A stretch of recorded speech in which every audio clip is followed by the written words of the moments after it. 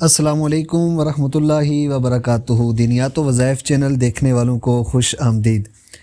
پیارے ناظرین، کیا آپ جانتے ہیں ایک ایسی رات آتی ہے جو 1000 مہینوں سے بھی بہتر ہے؟ جی ہاں، یہ ہے لیلۃ القدر کی رات۔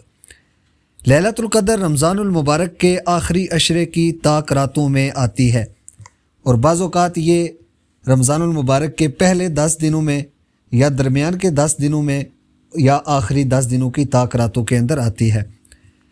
لیلۃ القدر اس رات کو قرآن پاک نازل ہوا، اور اسی رات کی عبادت 83 سال سے زیادہ عبادت کے برابر ہے۔ قرآن پاک میں سورہ قدر میں اللہ رب العزت نے فرمایا، لیلۃ القدر 1000 مہینوں سے بہتر ہے۔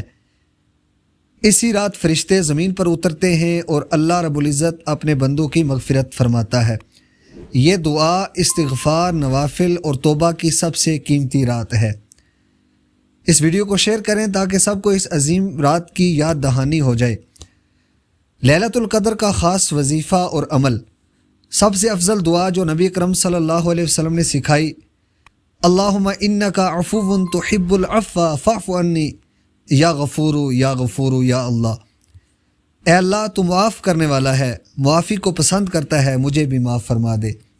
اس دعا کو کم از کم 100 مرتبہ پڑھیں، ساتھ میں 2 رکعت نماز نفل نماز توبہ ادا کریں، دل سے اپنے گناہوں کی معافی مانگیں۔